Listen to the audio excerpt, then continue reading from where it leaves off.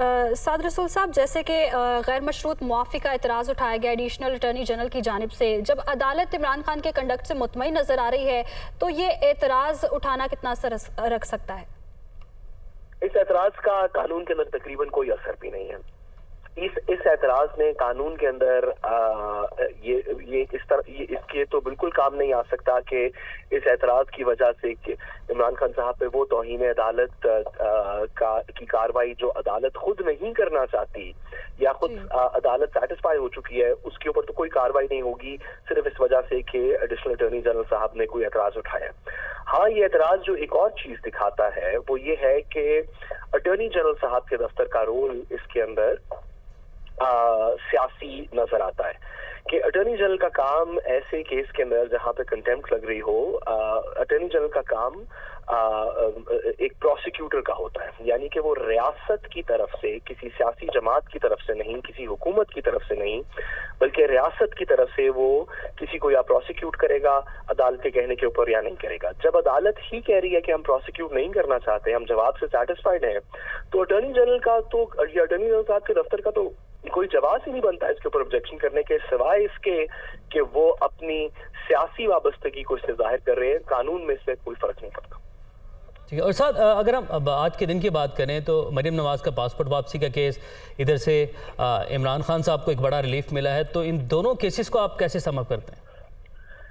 देखिए, मरीम नवाज साहिबा को तो जो रिलीफ लाहौर से भी मिल रहे हैं, इस्लामाबाद से भी मिल रहे हैं, उसके ऊपर तो मैं ज्यादा बात नहीं करूंगा। अदालत के फैसले हैं, हम उनका एहतराम करते हैं। लेकिन ये जो इमरान खान साहब वाला आज का रिलीफ है, ये तो मेरा ख्याल है कि बहुत ज्यादा एक्सपेक्टेड था। इसके अंदर कोई मेरिट्स की उस तरह की कार्रवाई तो थी नहीं। अब इमरान खान साहब मल्टीपल ओकेजन्स पे कम से कम 3 दफा तहरीरी तौर पे रिग्रेट शो कर चुके थे, ऑफर कर चुके थे कि मैं मुतल्लिका जज साहिबा से भी बात करने को तैयार हूँ और उनसे भी माजरत करने को तैयार हूँ। तो ऐसी सिचुएशन के अंदर पिछली हियरिंग पे ही वाजे हो गया था कि अदालत इसमें तौहीन अदालत की कार्रवाई तो नहीं करना चाहती। अच्छा साहब, ये रिग्रेट और माफी, इसमें क्या फर्क है? ये बड़ी बहस छिड़ी रही है पूरे मुल्क में। देखिए, हम किसी भी चीज के ऊपर अगर हम बाल की खाल निकालना चाहें तो बहस तो जरूर कर सकते हैं, लेकिन पर्पस ये है अदालत, ये कंटेम्प्ट ऑफ कोर्ट की कार्रवाई का, तौहीन अदालत की कार्रवाई का पर्पस ये है कि अगर कोई शख्स किसी से इस तरह का कोई फेल सरजद हो गया या कुछ कलिमात उसने अदा कर दिए हैं, तो वो अदालत के सामने अपने आप को पेश करके कहे कि मेरा ये मकसद बिल्कुल भी नहीं था, मैं माजरत खा हूं और मैं आइंदा ये नहीं करूंगा। इसमें अल्फाज से ज्यादा कॉन्डक्ट मैटर करता है। अगर एक शख्स बेशक अल्फाज से कहता रहे कि आई एम सॉरी और अगले दिन जाके फिर वही कंटेम्प्ट कर दे, फिर शाम को आके कहते हैं आई एम सॉरी, फिर अगले दिन जाके वही कंटेम्प्ट कर दे, तो अल्फाज इसमें मैटर इतने नहीं करेंगे, कॉन्डक्ट मैटर करेगा। इसलिए मेरा नहीं ख्याल, कानून की कोई ऐसी रिक्वायरमेंट भी नहीं है, कोई ऐसी रिक्वायरमेंट नहीं है जहां पे ये जरूर लिखा हो कि माजरत जो है वो माफी नहीं है या माफी जो है वो माजरत नहीं है। ये डिस्टिंक्शन हमने खुद ही क्रिएट की हुई है और मेरा नहीं ख्याल कि अदालत आलिया ने इसको कोई ज्यादा इसके आपने एक और अभी आपने वर्ड यूज़ किया कि अगले दिन जाकर अगर ये कर दे। अब चूंकि अब रिलीफ मिल चुका है और एक बड़ा रिलीफ है इमरान खान के लिए, अब आगे क्या मॉनिटरिंग सख्त हो सकती है? ज़्यादा मोहतात रहना होगा इमरान खान साहब को?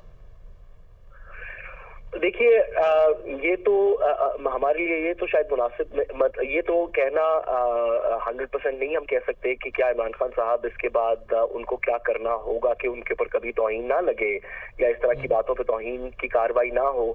लेकिन एक बात बहुत ही सिंपल है जिसको कि इमरान खान साहब को भी और तमाम लोगों को मद्देनजर रखना पड़ेगा, वो ये कि अदालत ने इस दफा बड़ी मैग्नानिमिटी दिखाई। अदालत ने अपॉलॉजी के लफ्ज के बगैर भी ये कहा कि इमरान खान साहब ने अपने कॉन्डक्ट से माजरत करके अल्फाज वापस लेने की ऑफर से इमरान खान साहब ने अपने कॉन्डक्ट में दिखा दिया है कि वो कंटेम्प्ट नहीं करना चाहते थे। इसलिए अदालत ने एक बड़े दिल का मुजाहरा करते हुए, बड़े ज़र्फ का मुजाहरा करते हुए उनको माफ कर दिया। अगर इसी तरह का खुदा न खास्ता वो कोई काम रिपीट करते हैं तो आइंदा वो अदालत से इस तरह की जो लीनियंसी है वो एक्सपेक्ट ना करें, क्योंकि सब लोग कहेंगे कि आप एक रिपीट ऑफेंडर हैं और अदालत को उसके ऊपर कुछ कार्रवाई करने के लिए मजबूर किया जा सकता है। ठीक है शामिर साहब, आप हमारे साथ मौजूद हैं। सर, ये भी कि अगर जिस तरह भी हम आपसे गुफ्तगू भी कर रहे थे थोड़ी देर पहले कि इमरान खान साहब ने जो कहा कि राब्ते हैं, सियासतदान अपने दरवाजे बंद नहीं करता, तो क्या आप समझते हैं कि जो मुल्की हालात हैं उसको मद्देनज़र रखते हुए इमरान खान साहब को दीगर जो जमातें हैं उनसे भी बातचीत है, जो राब्ते हैं वो कर लेने चाहिए, अब ये वक्त आ चुका है? देखिए, जो लोग मुंतखब ऐवानों में मौजूद हैं। उन्हें एक दूसरे से बात करनी चाहिए। वो हिस्से इख्तलाफ में हैं या हिस्से इख्तिदार में, वो एक दूसरे की नफी करके सरवाइव नहीं कर सकते, ना मुल्क के सिस्टम को मुस्तहकम कर सकते। ये तो बहुत एक सादा और आसान सी बात है। इसमें कोई इसको समझने के लिए कोई बहुत अकल की खास मिक़दार की जरूरत नहीं है। लेकिन जो इमरान खान साहब के साथ आज जो हुस्न सलूक हुआ है, वो एक उसको आप कहेंगे कि वो एक नई मिसाल है। इससे पहले समझा ये जाता है कि जब तौहीन अदालत का कोई मामला समाज के लिए पेश होगा तो जो जिस शख्स पर इल्जाम होता है वो अपनी गैर मशरूत मुआफी जो है वो दाखिल करता है, अगर और मगर नहीं लगाता। ये नहीं कहता कि अगर मेरी बात से आप ये समझे हैं तो फिर मैं उस पर अफसोस का इज़हार करता हूँ। मगर इमरान खान साहब ने थोड़ा अल्फाज इस्तेमाल किए हैं एहतियात के साथ। अदालत ने इसे कबूल कर लिया है। अब ये हम इस पर ये अदालत के और उनके दरमियान का मामला है। बहरहाल इससे ये भी एक हुआ है कि आइंदा के लिए एक नई नजीर भी कायम हुई है। अब जिस शख्स पर तौहीन अदालत का इल्जाम लगेगा वो भी अगर मगर के साथ अपनी बात कर सकेगा। तो गैर मशरूत मुआफी का जो मुतालबा किया जाता है अव्वल कदम के तौर पर, मेरा उस हवाले से एक मुख्तलिफ रवैया अदालतों का देखने में आ सकता है। अच्छा शामी साहब, एक तरफ तो आप कह रहे हैं कि हुस्न सलूक हुआ है, दूसरी तरफ अगर देखा जाए तो वारंट गिरफ्तारी भी जारी हुए, फिर अबूरी जमानत भी हो गई, और ऐसे में जब वारंट गिरफ्तारी जारी हुए तो सूरत हाल काफ़ी गंभीर देखी जा रही थी, अवाम सड़कों पर आ गई। अगर इन केस ऐसी सूरत हाल होती है तो फिर क्या सिचुएशन होगी?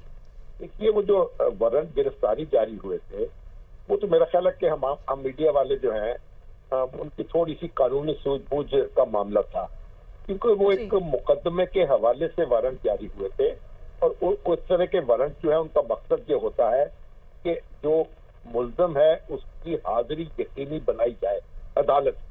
तो जो लोग उस वारंट की तामील कराने जाते हैं वही जमानत भी यह मौके पर ले लेते हैं।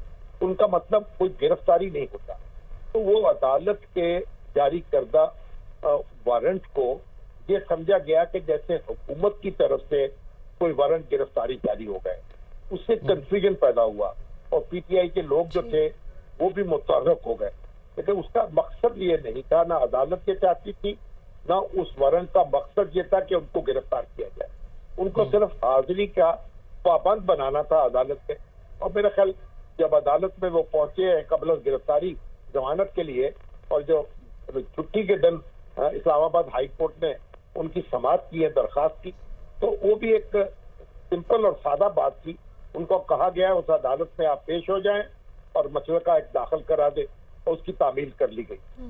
तो जरूरत इस बात की है कि हम हालात में ठहराव पैदा करें।